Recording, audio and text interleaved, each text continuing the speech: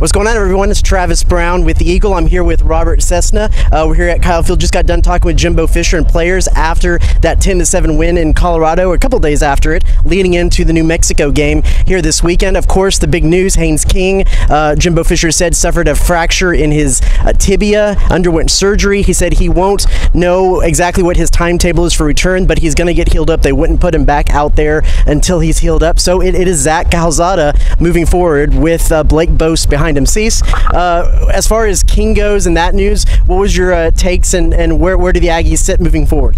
We've known enough about injuries. The key was it was a clean break. So a clean break, much easier to recover for them. Usually get full strength a lot quicker. So that, from that standpoint, as you can tell, Jimbo Fisher was excited, so he should come back quicker, but he didn't want to put any kind of time frame on it. And I think that's also important because you got to all focus on Calzada. I think it's pretty safe to say you can't expect him to be back for Alabama or definitely Arkansas.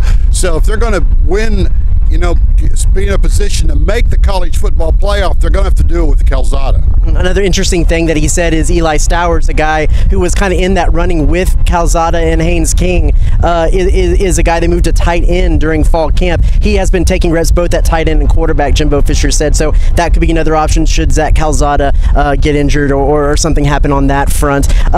Moving past the quarterback situation, what are some of the other things that stuck out to you from Jimbo and the players today?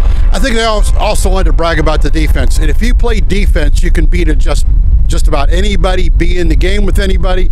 And so you consider how well that defense played in the second half of these first two games. Fisher wants to see them start that way. They've only given up 17 points in 2 games. They're going to get McKinley Jackson back, and Fisher went out of his way to say that. So that means Clemens last week, Jackson this week. That line was pretty impressive considering Colorado couldn't pick up 3rd and 1 or 4th and inches. And to know that they're getting one more big stud back there inside the defense, and Miles Jones is back. He was practicing last week, but I would think Miles Jones might be back this week, so they could get 2 more key people of that defense back. Definitely. I had a lot of good things to say about Isaiah Spiller, his ability to catch the ball, of course, but also his ability to block. What did you see from Spiller in the game, and how key will he be, especially with a little bit more of an inexperienced quarterback coming in? You know, Fisher brought up last week about his ability to get up blocks, and very few times did Colorado blitz, but one time he picked up the guy right in the middle, and Fisher's right. He's picking up blockers. His 6 catches. Everybody likes to talk about his touchdown catch, but it was the 3rd and 8 catch before that when he had to twist back and catch the ball like this. I thought that was the great catch, because if he doesn't catch that, it's 4th and 8. Do you go for it or kick the field goal? Spiller not, you know, and I wonder why Spiller doesn't run the ball more. You know, that's maybe for a podcast for a different deal, but they use him in so many different ways, and it was receiving that ended up winning the game, his catching ball. And then finally, we got to talk to Connor Choate today for the first time, the new 12th man. Very, very easy guy to talk to. I actually got to talk to him aside for a Q&A that'll be in the Eagle, and he said that he called Braden White after he got named, and Braden White didn't believe him. He had to get Seth Small to actually tell him that he was actually named the 12th man, so a little bit of a funny story there, and we'll dive more into that. But really personable guy, a guy that said in high school he wanted to continue playing. He knew he wouldn't have a position anywhere else at Coppell, so he told his coach he wanted to be a long snapper.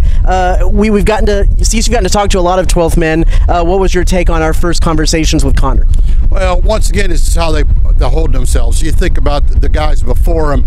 This is a representation of what Texas A&M is, and you can tell he's going to represent them real well. And keeping on the special teams, Nick Constantino comes in, averaged 49 yards, didn't punt the first game. A&M might not win that game without a good punter, and A&M's had a lot of good punters in the last few decades or whatever. So we laugh at special teams, but probably there's not a university that brings more, quote, special teams guys in to press conferences than Texas A&M. Well, that's the recap from today's press conference. If you want more information, be sure to go to theeagle.com, pick up an Eagle tomorrow, and we'll be back this week for more preview content building up to New Mexico this weekend.